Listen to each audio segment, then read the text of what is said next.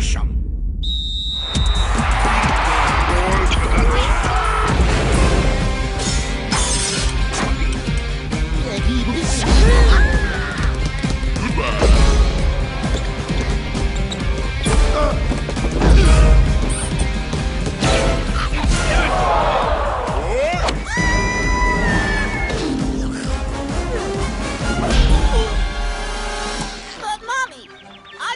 Go to school today.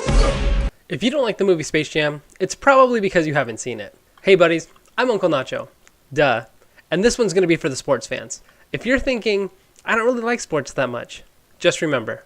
If you can't be an athlete, be an athletic supporter. And I had that opportunity today. My sister plays college basketball, and my family and I went to go watch her game today. And it was a really good game. Both teams came to play, and it was a lot of fun to watch until the last couple seconds of the game. There was an off-ball foul that seemed to have some malicious intent, but it didn't seem that anybody had really seen what happened. So this meant that the coaches and the referees had to get together to discuss what the call was going to be. Up till that point, the game had been really good, and the interaction between the opposing crowds had been really friendly. But during the break, while the refs and coaches were trying to figure out what the call was going to be, some of the fans started to get a little restless. This is when the parents and fans started to make some comments to the refs, the coaches, and even the players that really bothered me, because the comments made light of what had happened on the court. When it comes to intentional fouls, especially intentional fouls that happen off the ball, we're talking about a serious situation where the intent may have been to injure. Yet some of the parents in attendance thought this was the appropriate time to do their best Louis C.K. impersonation.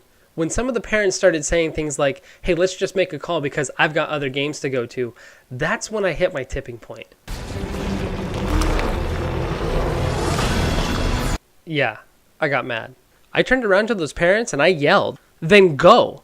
Y'all have been a lot of fun today, but now that a girl got hurt, y'all sitting here pouting and moaning. One of the other parents didn't like that.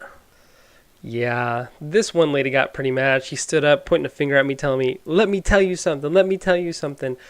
And that was when I realized that I wasn't the Hulk and that I really could have used the Scarlett Johansson at that moment. Hey, big guy. Sun's getting real low. That's right. I'm not above stealing jokes from Deadpool. But the thing is, the thing this woman wanted to tell me was that she had other games to go to, that she had other places to be today. Yeah, everybody else has places to be too, but we're here watching the game right now.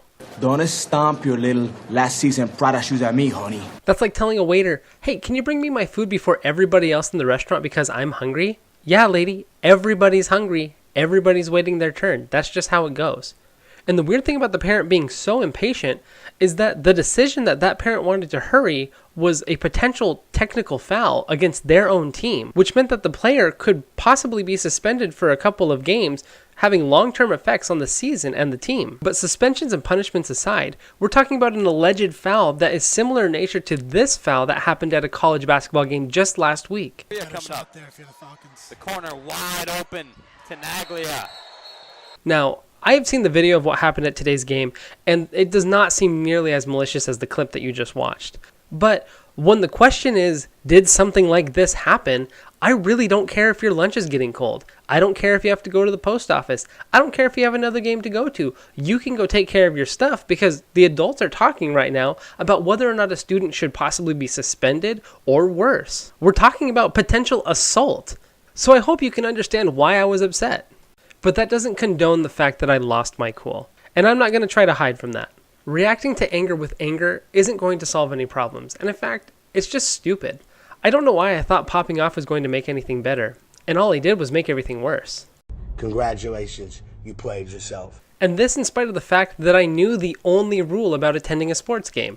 If you're the visiting team, shut your mouth. It doesn't matter if you're right. All that matters is that you're surrounded by more people that agree with whoever you're arguing with than agree with you. And given today's climate, you never know what's going to happen. So after all this had happened, I was just wishing that I could get in my invisible Boatmobile and sneak out unnoticed. And everybody that was sitting with me was in the same boat.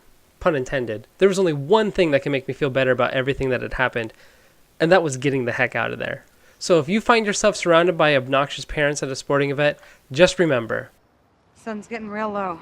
Finally, I'll leave you with these words of wisdom from the great John Denver.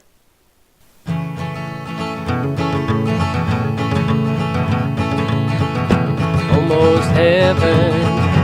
West Virginia, Blue Ridge Mountain, Shenandoah River, country roads take me home to the place I belong. West Virginia, Mountain Mama, take me home.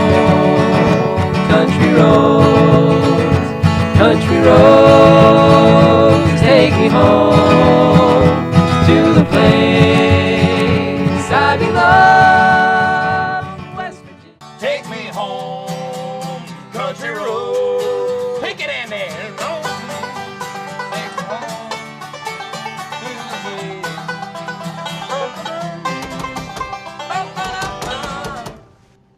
You have to stop.